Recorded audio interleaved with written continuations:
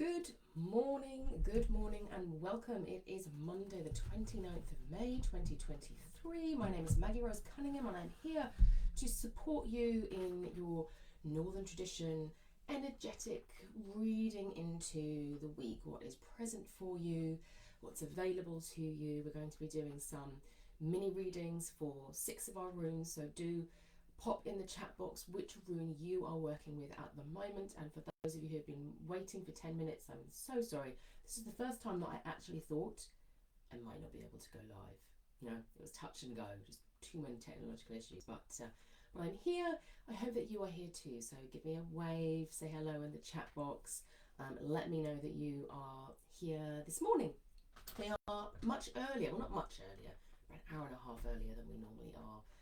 Because I'm going on holiday. So we've already been up since, I think, 5:30, packing, getting everything ready. So I cannot possibly leave before going on holiday without coming and doing Middle Earth readings for all of you. So love to hear from you while you're settling in, you're sharing your rune. I can see Suzanne's there and that Wunyo is your rune. Let me know if you could choose one word. One word for yourself for your mood today. What would that one word be? And I was noticing that when I prepared to do this session, when I did my prep, I was like, what would my one word be? And I was like, anticipation. I really felt like that was my word. And then obviously I had the technological issues, and so anticipation gave way to slight jitters just a little bit. And I'm like, okay, what do I need to do in order to move back into anticipation? Interestingly, the word mood comes from the Old English for mood, or mood. They might have said it in the same way, but it was M-O-D with a little accent over the top. And that meant less like our emotional mood or the specificity of what we talk about now with mood. And it meant more your whole self. It's a Northern Tradition soul law. I love it. It really provides such a rich field for self-understanding and for understanding the different worldview that our ancestors had. And this sense that perhaps there is still a connection with being able to say, how does my mood allow me to be either fully present in the moment or to move forward with what I want to do? And if my mood isn't one that is, I don't want to say positive, because sometimes we can be in a negative mood, and that's okay.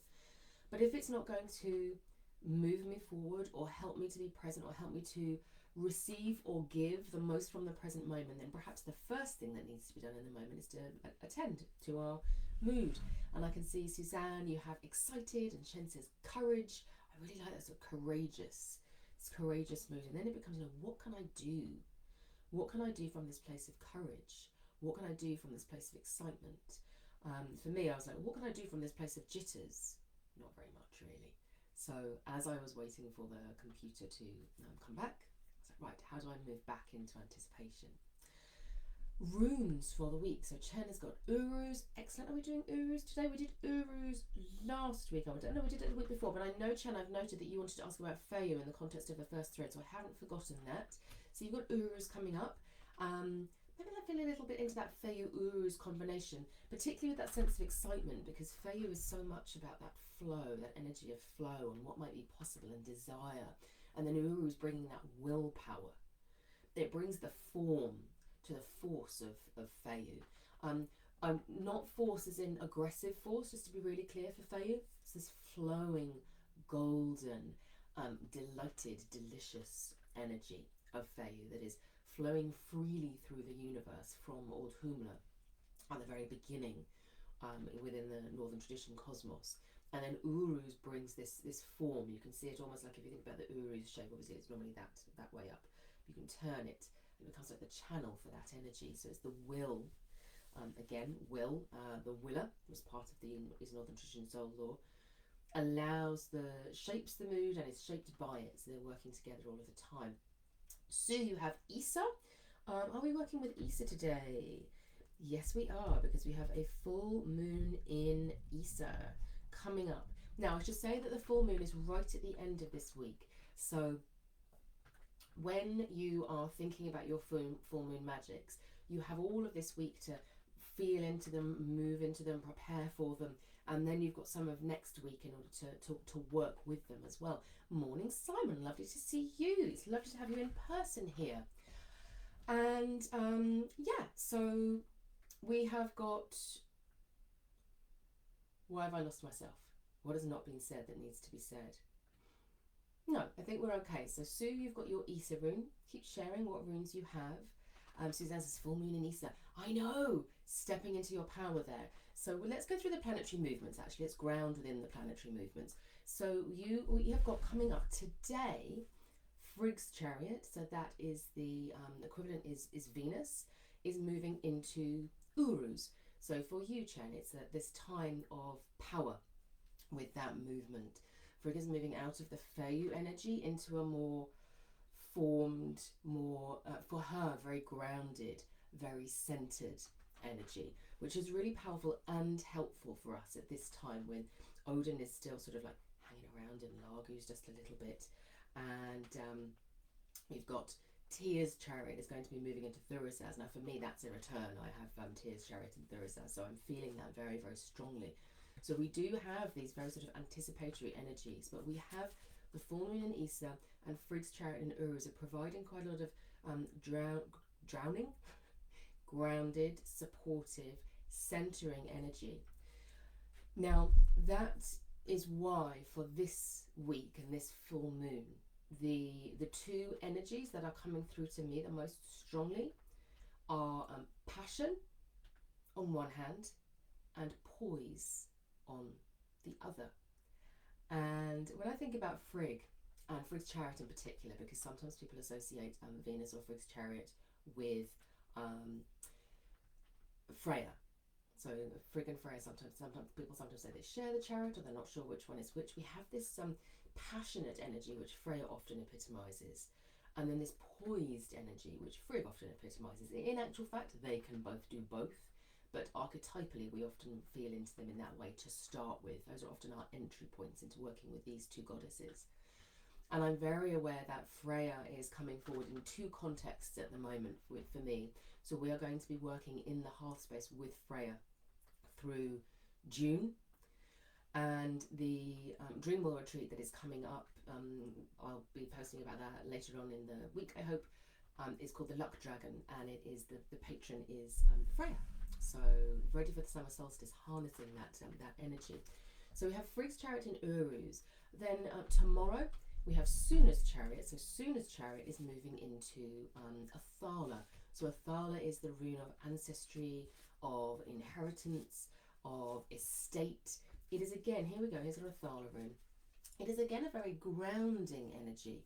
And I think this is probably going to be quite helpful for some of us who have been feeling the roller coaster of energy that has been coming through. Lots of potent, powerful full moon energy, like lunar energies over the last few months. Odin in retreat, or Mercury retrograde, as some of you will know that better by.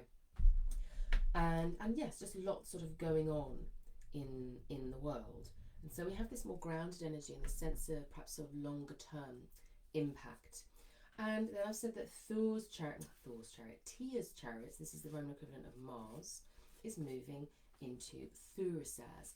Now we're not going to be covering Thurisaz today, simply because we did Thurisaz in the first week in our new moon magics. But here's Tia's chariot in Thurisaz. So this combines two very powerful runic energies. So Tia is a god of victory, he's a god of war. He was a warrior first. Well, he was a king first. He was a king first, then he was a warrior, then he became a priest. And he is, like, in many ways embodies the wounded warrior. Now the Thurisaz energy often can be seen as being either in conflict with Tia or challenging it in some way, because it can be seen to be representative of the sort of Loki-esque trickster energy, but also of the Fenris wolf. And the Fenris wolf is the wolf that was bound by Tia. They were best mates, you know, they loved each other. But the Fenris wolf became unmanageable and needed to be bound, and it was Tia who did that. So they can be seen to be in conflict with each other. But what I have learned through my years of working with having Thurisaz as my Tia's Chariot rune within my birth runes is that when these two planets come together, well, when the rune comes together and the planet comes together, it's a real wake-up call around how we express those emotions that Thurisaz represents, which include, they're all the passions, essentially. You probably wouldn't associate necessarily calm with Thurisaz, but love, desire, fear, anger, big emotions. The big emotions are associated with Thurisaz. And in Tia's Chariot, what it does is it says, if you do not use this Thurisaz energy, if you don't harness it and express it outwards in the world, it will express inwards. It has to go somewhere. And it is that partnership between Tia and Thurisaz that is very, very helpful for us if we're looking to manage boundaries. If we're looking to say, I want to bring my passions into the world, I don't want to repress everything about myself, but neither do I want to be this sort of hot mess of a person, just sort of shouting everywhere and dealing with everything in the moment. So there is this fine line that we're very much invited into with this planet coming into Thurisaz on the 3rd of June. But also if you have Thurisaz as your rune that you're working with at the moment, I certainly do, around thinking about our boundaries and thinking about how do we allow the energy of Thurisaz to express through us in a way that is positive and empowering for us, and we're not either hiding it all in the, pushing it back there and saying it's not happening, but neither are we expressing it out in the world in a way that is aggressive or violent, or the things that can also be associated with Thurisaz. So we're going to touch a little bit more on this, and this passion and poise. I'm going to give you two, let's say, little case studies to play with, although it would be great to have your thoughts on as well, for us to look at that as well. And then we have our full moon in Isa, which is a really beautiful energy. This energy of poise, which comes through from Frigg, comes through from Frigg's chariot in Uruz, it comes through from Suna's chariot in Athala, and then it comes through with the full moon in Isa. This energy of poise, and I think what's important is recognizing that poise, we can often say, that person is very poised, can mean cold or disconnected. Now we can think about it in that way, and that's not what we mean. If you think about poise as in like a ballerina, like dancing, and the way that all of the power in their body, the strength of the body, the grace as they dance, is the power of the body and the desire of the mind working together after years and years of practice to truly, you might say, emote, to truly express, to truly self-express inside. And when that is done beautifully, if you think about art or film or books, we can have an experience, a shared experience with someone on a stage or in a book where they are totally in the emotion of rage, grief, absolute joy, and we are with them in that moment, feeling it, but we are so centered on them and what they are describing for us in the moment that we aren't being triggered into our own stuff, and we don't feel threatened by the other person because they are safe. We are experiencing their self-expression as safe, but their full self-expression as safe. And this is what that the Thurisaz rune offers to us. It is what the Isa rune offers to us. It is the creation of totally safe spaces for full self-expression, where we're not pushing against each other's boundaries, invading each other's spaces, taking power from each other, or attempting to take power from each other, or giving our power away to somebody else. This is one of these things with the artists who are able to channel, often channeling past experiences. If you think about actors as well as dancers, that's that they have life experience to bring into their performance. But there is no shame, and there is no self-critique, and there is no apology, and there is no oh, I'm going to share something that feels really big and raw right now, but I just need to prepare you for it first, and I'm really sorry if it offends you in any way. They own their full emotion, they own their full self-expression, and therefore we feel safe as well in that moment too. So finding that space for ourselves, wouldn't that be a wonderful thing if we were able to show up for each other and hold spaces for each other where we could each be in our entirety in that moment? Be pretty cool, I think. Be pretty cool. So we can, attempt to get there that way. So those are our 4 planetary movements for the week: Friggin Uruz, Suna Nathala, Tirin Thurisaz, and Mani's chariot in Isa. And like I say, there's plenty of time for you to think about this in the context of the full moon magics, of what can I do, whether that is act, or this is practical magic where you're doing something in order to create a result, or whether it's what you might think energetic magic, where you're perhaps working with your runes or other magical practices that you have to bring about and to manifest things into the world.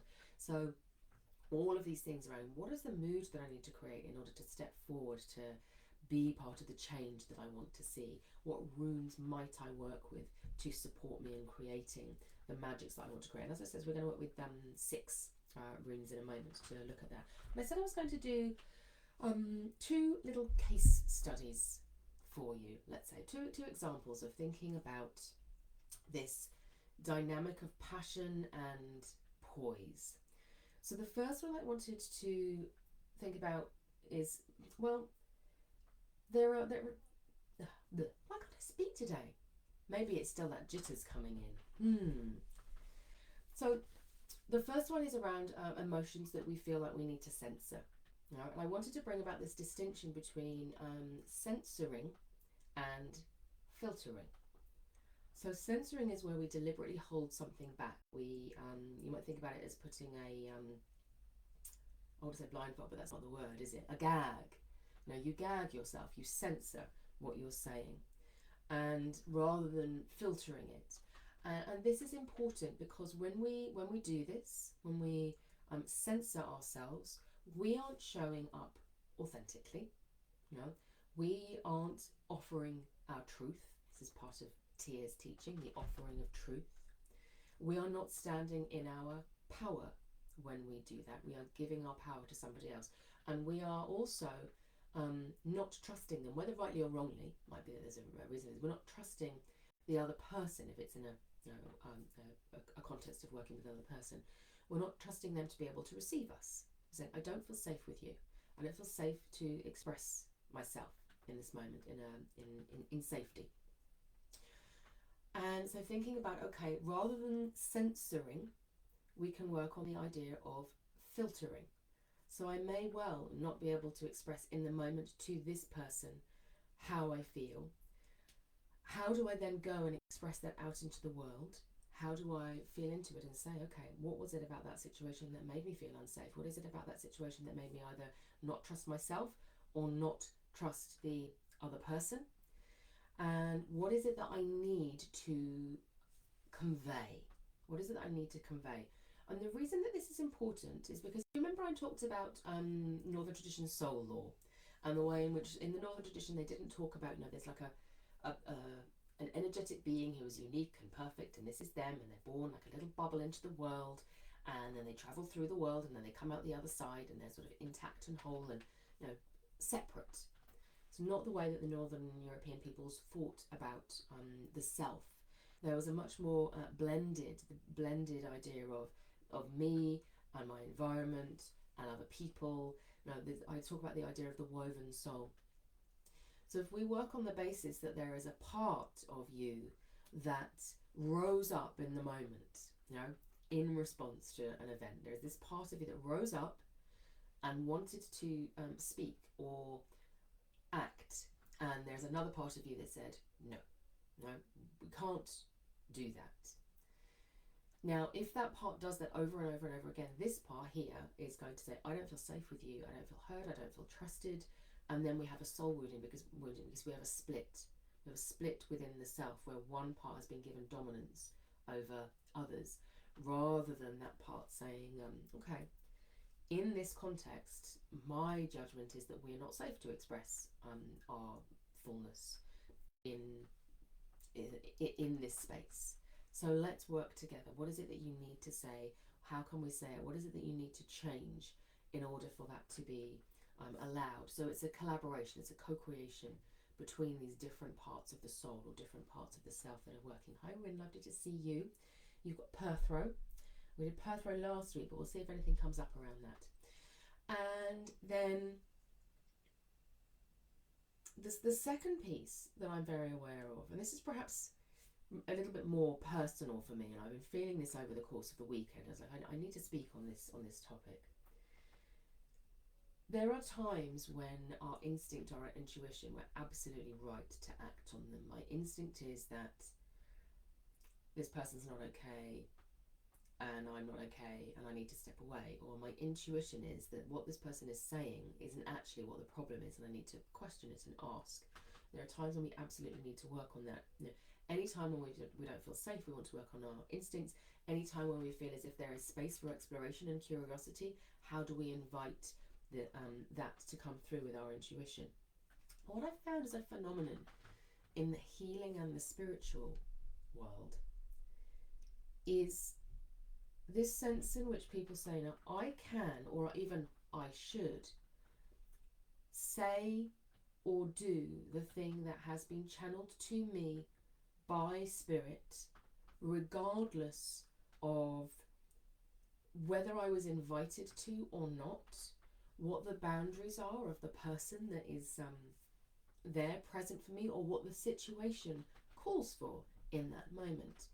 And again, I feel as if that this is something that is maybe, I don't know, from other spirit traditions, or whether it's just a sort of a hazard of working and doing channeled work all the time as we feel it, and we're like, oh, I've got to share it, I've got to share it, I've got to share it. You know, I've got this insight, I've got to share it, I've got to share it. Is when we do that without invitation, we're not acting in partnership with our environment. And in the Northern tradition, we are part of our environment. You know, that dynamic between two people talking. We are spiritual beings ourselves. So you might receive something and then go, okay, now what does my instinct say, or does my intuition say about whether it's appropriate for me to share this in the moment? And sometimes you can get spaces like this. So I am working on the assumption that if you have shown up at this live and you share your room with me, you are happy for me to then say, this is what I'm receiving about the room. You know, that's an invitation. I've said in Middle Earth readings, this is what we're going to do. We'll be doing an energetic feeling into the week, and then you share your runes and I offer you my insights into what the runes say. But if I did that in the street, you know, I saw someone and I said, you know, I can really feel the Thurisaz rune very strongly for you right now, and I really think that, you know, the spirit is telling me that you need to manage your anger. No, and it would be, just to be really clear, if I thought it was appropriate to go up to somebody, even if they were a stranger, because I didn't think their behaviour was appropriate, I might do that, and I have done that in the past. No, but it's in the context of the moment. I don't need spirit to give me the excuse to do that. That's my decision, my sovereign decision. And I do think in the Northern tradition there is a really important piece around spiritual sovereignty, around partnership, where when we are given information, when we are given when we energetically read an environment, or we have channeled information coming through, we also have to take responsibility for whether we share it or not, because we also need to respect the spiritual sovereignty of somebody else. And in spaces that are for healing and for transformation, that invitation is so important. I'd be really interested to know whether that resonates with you, whether you have ever had an experience of somebody like moving into your space and you're like, you know, they could be a very skilled reader or a very skilled healer, but you feel them moving into your space without permission. You know, in my book, that's not okay. You know, And I've been really feeling into that, but partially I think because of this Tyr, Thurisaz in Tyr's chariot, but also just because of some experiences I've been coming through with. And I'm reminded, that I spent 8 years working as the, well, I wasn't there, I think about 5 years where I was the head of research ethics at a university, and then I went on and did other things to do with policy and things like that. And I realised that part of the reason for doing that, why that was such an important part for me in my teaching, was I was learning at the same time. I was doing my healing qualifications at the same time. And to have a group of, let's say, like eight academics, peak of their careers, plus lay people. There was a pastor, and there was a nurse, and there's a mum, who would come together to debate a research scenario, something that people wanted to do research on other people to find out answers about, and they would say, is this ethical? Is it done with consent? Is it done in a way that is right, that is respectful, that is compassionate? They would ask all of these questions. And it's because it was important, and it was important to get multiple perspectives on this. And I think that is part of the reasons why I feel very passionately, and why that's certainly for me a business that a value that I hold within my business of spiritual sovereignty is, of course I'm going to get it wrong. Of course there are going to be times when I think that I've said this is the space that I'm creating and this is what you can expect within it, or where I offer my opinion but I don't make it clear, this is my opinion and this is something that's channeled from spirit, which are two different things, and it is important for us to be able to tell the difference between those. But to be aware of that, to work on that space, that liminal space between two people, or between an individual and a group, or between you and your environment, and to be caring for that and tending for that all of the time, and working on the basis of invitation and spiritual sovereignty is incredibly important to me. Sue, I can see that you've put in there, I've had someone come up and tell me that they have a message to pass on to me entirely uninvited, and it felt very uncomfortable. And I think that's important, isn't it, Sue? And it's that sense of, if somebody comes up to you and says, I hope you don't mind, we're in a, let's say, we're in a spiritual fair, for one thing, that might be slightly different when so you could expect that to come up. I hope you don't mind, but I've received a message, would you like to hear it? It's fine if not, that's fine. I can say, please hold that for this person until they're ready. It's very different to someone who is deeply invested in being seen as being an authority and saying, I have a message and it's very important that you receive this. Being a true invitation of saying, I don't have a vested interest. If you've received something from spirit, then you are simply a channel, and the other person can say, no thank you, and you can trust that spirit will get that message to that person in the right way at the right time. And actually, maybe the thing that was the most important for you to do in that moment was to embody what it means to be a truly boundaried, truly open. Here is an invitation. Would you like this offering? And for the person to say, actually, no, I don't.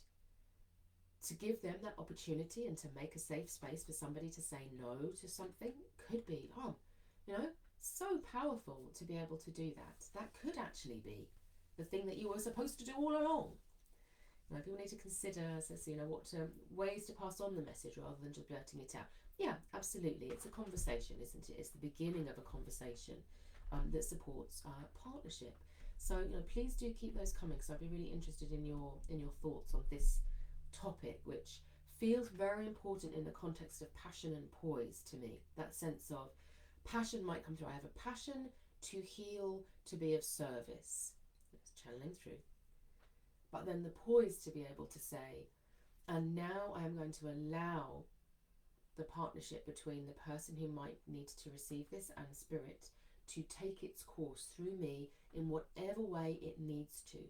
And it might not be me offering my opinion. No, regardless of whether, there's a whole new conversation to have of sometimes there are some times when I've received something and I thought, you think that comes from spirit? It does not. It is coming from ego. And some of us can, will know that feeling as well. And you think, yep, that's not for me. That is you pushing your view of the world onto somebody else. Is anti everything that I think we stand for as healers and as people holding transformative spaces for ourselves and for others.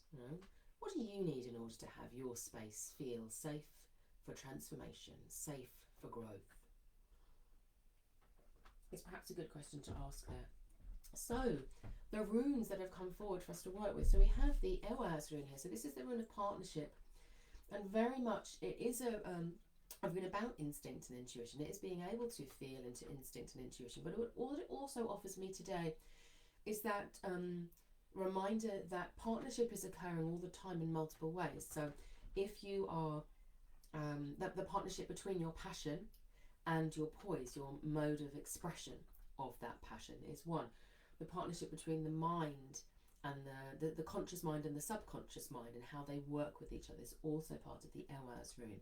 So you might want to be thinking about, if you have drawn the Ehwaz rune, then it's, how is partnership showing up for me in my life? It could also be about partnerships that you have with people that you are in your environment, with your space. Is this environment holding me in the space that I need in order to heal and to grow and to develop? That's a partnership. What can I do to show my love for this space? I've been doing work on that this week, thinking about the spirit of my hearth. And, I'm not going to lie, the house was looking a bit horrible, and I was a bit frustrated.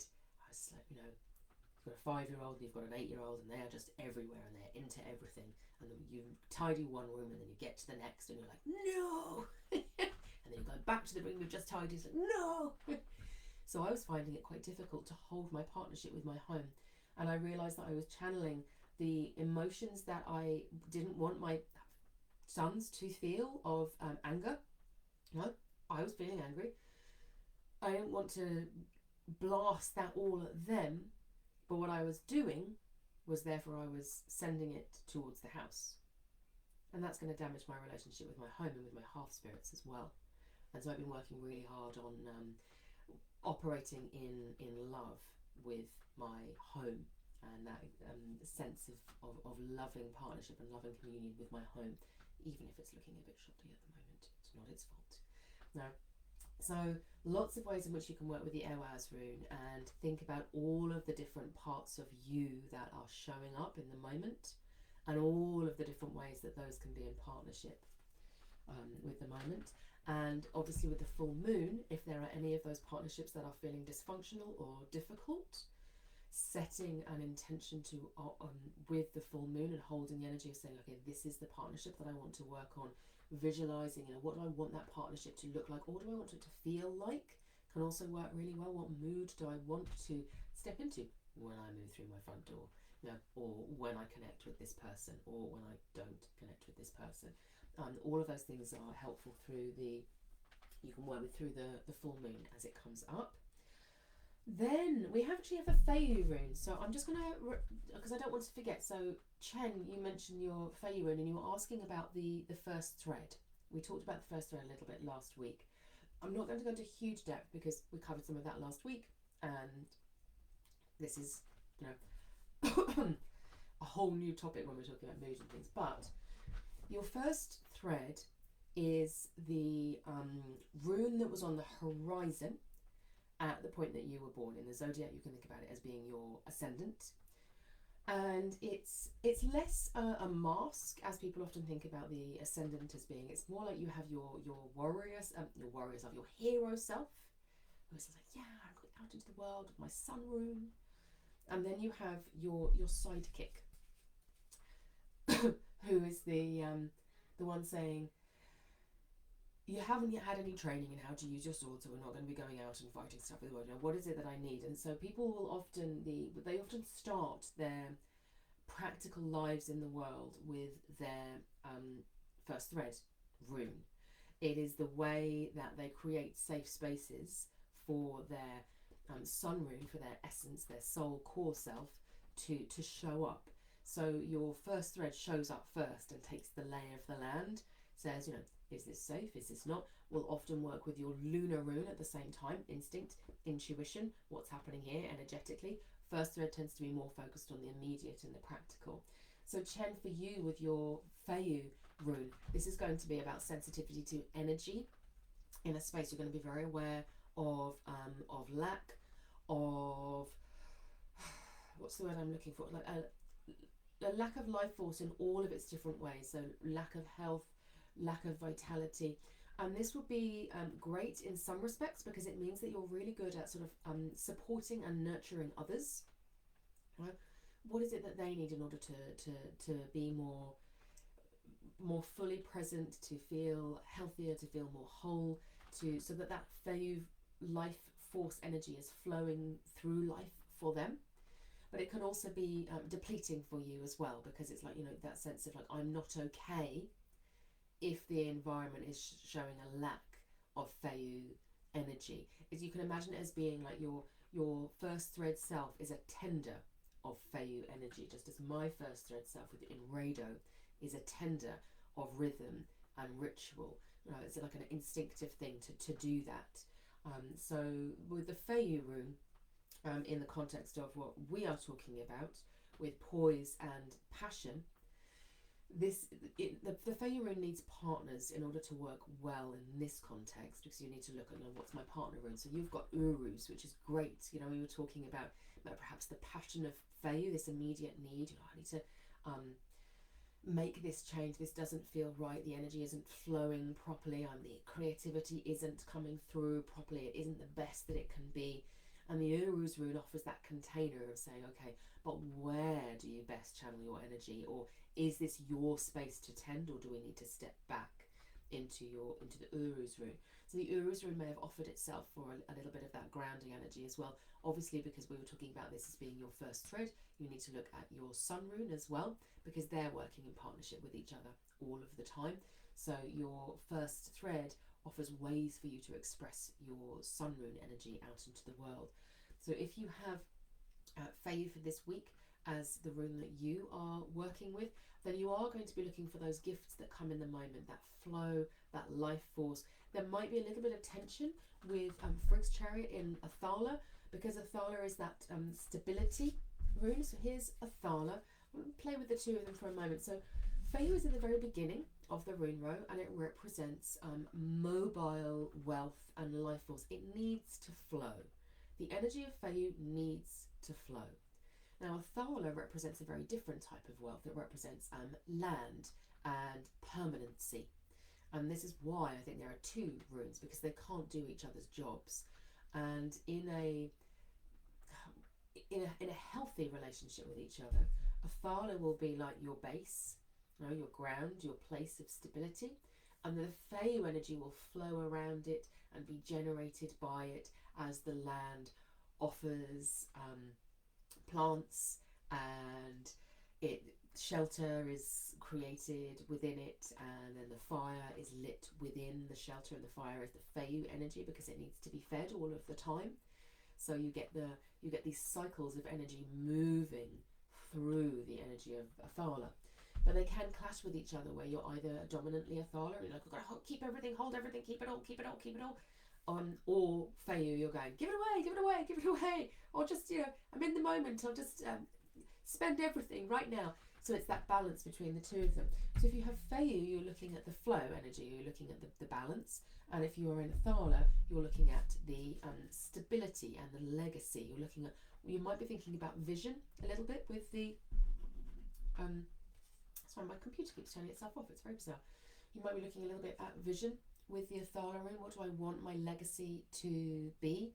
What do I want to offer into the world with the Athala rune, and how can I move forward with that? And you can use your full moon magics to do that. So what have we not done? We have not done Isa, and we have not done Manas. Let me get those two runes. They've hidden themselves in the pack. Here we go. So these are two quite nice runes actually. They both are very comfortable with the energy of Athala. So we have the Manaz rune here, which is the rune of the divine human. Like Ewaz, it has this partnership. It's got these two Wunyo runes looking inwards. Often Ewaz and Manaz. So have I still got the Ewaz rune out? Yes. So often they can be confused because the Ewaz rune looks like a M, but it's not. It's more like an E, so like a capital E. And this is the M rune, Manaz rune here. And they are very, they're right next to each other in the rune row, so they're very closely intertwined, these two runes. But the Manaz rune offers this place of sovereignty and power and stability. And it reminds us that if we get to a point where we get stuck in our Athala energy, or we get stuck like on the throne, like perhaps in a job that we've been in for a long, long time, and we're not having any growth within it, or we're not having any joy from it, then the Manaz rune has lost its Wunyo rune, the joys coming together, it's lost its passion. So it is a rune that can lead us into great feelings of responsibility, and then the joy can be leached out of life a little bit. So we need to then say, okay, how does passion support me in standing in my power? And again, it's very important. It's a very important rune at this time for thinking about how the instinct and the intuition, how they work within me, and claiming that wholeness. So whereas Ewaz, you're moving backwards and forwards between, this is the passion, this is the power, this is the mind, this is the body, this is the conscious, this is the subconscious. Manaz says, I am the all. How do these operate together? I cannot be fully present if I am not in my place of passion, if I am not in my place of power. So important with the Manaz rune is to say, in order for me to take responsibility, I need to be in power myself. This is why we sort of talk about Odin going on retreat, is because it's not necessarily Mercury retrograde. We think about it as being Odin recognizing that part of his nature will always be the magician, the wanderer, the shaman. In order for him to occupy the position of the All-Father, to occupy the position on the throne, he must have times when he goes off and he wanders, and then he brings that wisdom back to his place of power. So this passion and this poise, what's really coming through for me, for those of you working with the Manaz rune, is this sense of balancing the two. I'm saying if you're in the place of poise for too long, you lose all of the meaning. You lose all the meaning and you will lose all of the joy. If you're just going for the meaning and the joy, you are not making your difference in the world. You're sort of meandering along, following pleasure, and it's all lovely and it's all wonderful, but the world needs you. There is a reason why you've been incarnated into this lifetime, is what the Manaz rune offers. And then we have the Isa rune at the end, the rune of ice, with our full moon energy of the Isa rune. And the Isa rune is similar to Manaz. It's earlier in the rune row. So Manaz represents sort of complexity of this enthroned sovereign energy. The Isa rune represents the self at a more simple level. So there is there's a real retreat component about the Isa rune, because it's saying sometimes in order to know where our boundaries with the world are, we need to retreat. We need to come inside and let go of all of the connections that are binding us in a good way, not always in a bad way, but are binding us to the world, and retreat and be in stillness and let go of some of that life force energy that's saying, do this, go this way, go that way, do this, very fiery energy. The Isa rune is the counterbalance to that, and is saying, be fully present to yourself in the moment. Be fully present to yourself in the moment. Now, the downside, all of the runes have their sort of shadow side, you would say, of this, is that if you are stuck in the Isa energy for too long, you lose your connection with the outside world. You lose that sensitivity a little bit to what's going on in the outside world, because you're in that place of enclosed, cocooned darkness, waiting to emerge. So you need to emerge. That's why one of the Isa rune poems, it talks about like the blind man needs to be led. It's that sense in which, if we've been in darkness too long, we may need help to emerge slowly out of that. But equally, we can't stay out. I think about it as like day walking and night walking, and that the world at the moment encourages us to day walk, to be productive and busy all of the time and distracted all of the time and on screens all of the time and doing the thing all of the time, and doesn't really and then says do some mindfulness. There is a lot to be packed into the space of mindfulness.